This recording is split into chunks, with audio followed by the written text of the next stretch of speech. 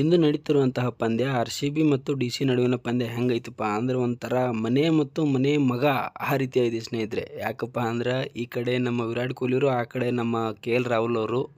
ಈ ಕಡೆ ಕನ್ನಡದ ಹುಡುಗ ಆ ಕಡೆ ಡೆಲ್ಲಿ ಪರವಾಗಿ ಆಡಾಕತ್ತಾರ ಸ್ನೇಹಿತರೆ. ಡೆಲ್ಲಿಯ ಹುಡುಗ ಈ ಕಡೆ RCBಗೆ ಆಡಾಕತ್ತಾರ. ಅದಕ್ಕೆ ನಾನು ಈ ರೀತಿ ಹೇಳಿರೋದು. ಇನ್ನು ಇವರು ರೆಕಾರ್ಡ್ಗಳನ್ನು ನೋಡ್ಕೋತ ಹೋದ್ರೆ ಸ್ನೇಹಿತರೆ, KL ರಾಹುಲ್ ಅವರು RCB ವಿರುದ್ಧ ರೆಕಾರ್ಡ್ಗಳನ್ನು ನೋಡ್ಕೋತ ಹೋಗೋಣ. ನಮ್ಮ ವಿರಾಟ್ ಕೊಹ್ಲಿ ಅವರು DC ವಿರುದ್ಧ ರೆಕಾರ್ಡ್ಗಳನ್ನು ನಾವೀಗ ನೋಡ್ಕೋತ ಹೋಗೋಣ. ನಮಸ್ಕಾರ ಸ್ನೇಹಿತರೆ, ಟಾಪ್ ಕ್ರಿಕೆಟಿಂಗ್ ಅಪ್ಡೇಟ್ಗೆ ತಮಗೆಲ್ಲರಿಗೂ ಪ್ರೀತಿಯ ಸ್ವಾಗತ. ಇನ್ನೂ ಯಾರೆಲ್ಲ ನಮ್ಮ ಚಾನಲ್ನ ಸಬ್ಸ್ಕ್ರೈಬ್ ಮಾಡ್ಕೊಂಡಿಲ್ಲ ಬೇಗ ಸಬ್ಸ್ಕ್ರೈಬ್ ಮಾಡ್ಕೊಳ್ಳಿ. ಅದೇ ರೀತಿಯಾಗಿ ಬೆಲ್ ಗಂಟೆನ ಹೊಡ್ರಿ ಅಂತ ಹೇಳ್ಕೊಂಡು ಇದೀಗ ನ್ಯೂಸ್ಗೆ ಹೋಗೋಣ.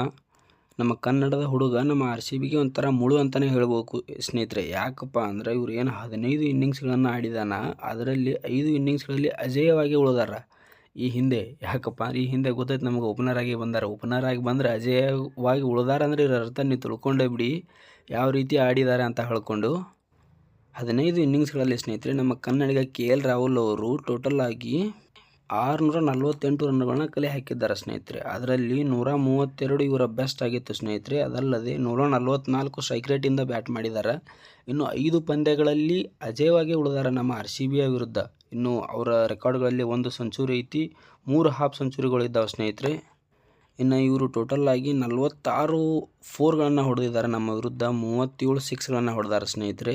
ಇನ್ನು ಬರೀ 6 4ಗಳನ್ನು ಮೂಲಕನೇ 406 ರನ್ಗಳನ್ನು ಮುಗಿಸ್ಬಿಟ್ಟಾರ. ಯಾವ ರೀತಿ ಡಾಮಿನೇಟ್ ಮಾಡಿದ್ದಾರೆ ನೋಡಿ ನಮ್ಮ RCB ವಿರುದ್ಧ. ಅದಕ್ಕಾಗಿ ಕನ್ನಡಿಗರೇ ಒಂಥರ ಇವರು ಮುಳುವನೇ ಆಗ್ತಾರೆ ಅಂತಲೇ ಹೇಳ್ಬೋದು.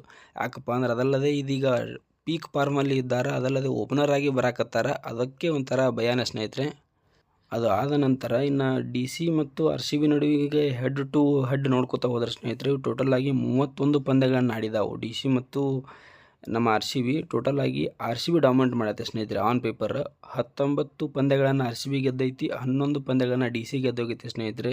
ಅದು ಆದ ನಂತರ ನಮ್ಮ ಚಿನ್ನಸ್ವಾಮಿ ಸ್ಟೇಡಿಯಂನಲ್ಲಿ 12 ಪಂದ್ಯಗಳನ್ನು ಆಡಿದ್ದೀವಲ್ಲ, ಅದರಲ್ಲಿ 7 ಪಂದ್ಯಗಳನ್ನು ನಮ್ಮ RCBನೇ ಗೆದ್ದು ಹೋಗೈತಿ ಸ್ನೇಹಿತರೆ. ಅದರಲ್ಲಿ ಕೂಡ ಡಾಮಿನೆಂಟ್ ಐತಿ ಅಂತಲೇ ಹೇಳ್ಬೋದು.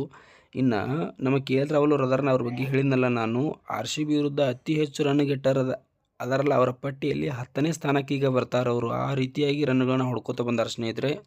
ಇನ್ನು ಅದು ಆದ ನಂತರ ನಮ್ಮ ವಿರಾಟ್ ಕೊಹ್ಲಿ ಅವರನ್ನು ನೋಡೋದಾದ್ರೆ DC ವಿರುದ್ಧ ಟೋಟಲ್ ಆಗಿ ಇವರು 29 ಇನ್ನಿಂಗ್ಸ್ಗಳನ್ನು ಆಡಿದ್ದಾರೆ ಸ್ನೇಹಿತರೆ. ಅದರಲ್ಲಿ ಇವರು 1057 ರನ್ಗಳನ್ನ ಕಲೆ ಹಾಕಿದ್ದಾರೆ.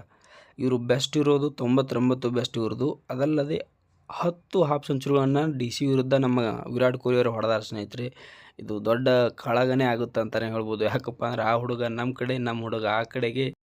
ಅದು ಆದ ನಂತರ ನಮ್ಮ ಹಳೆಯ ಕ್ಯಾಪ್ಟನ್ ಆದಂತಹ ಫ್ಯಾಫ್ ಡು ಪ್ಲೆಸಿಸ್ ಅವರು ಕೂಡ ಅದೇ ಟೀಮಲ್ಲಿ ಇದ್ದಾರೆ ಸ್ನೇಹಿತರೆ. ಅವರು ಕೂಡ ನಮ್ಗೆ ಕಾಟವನ್ನು ಕೊಡುವಂಥ ಎಲ್ಲ ಸಾಧ್ಯತೆಗಳದ ಒಂದು ವೇಳೆ ಆಡಿಸಿದಂದ್ರೆ. ಯಾಕಪ್ಪ ಅಂದ್ರೆ ಅವರು ತುಂಬಾ ಎಕ್ಸ್ಪೀರಿಯನ್ಸ್ ಪ್ಲೇಯರ್ ಅದಾರ. ಕಾದು ನೋಡೋಣ, ಆಡಿಸಿದ್ರು ಕೂಡ ಅವರು ತುಂಬಾ ಚೆನ್ನಾಗೇ ಆಟ ಆಡ್ತಾರೆ ಸ್ನೇಹಿತರೆ.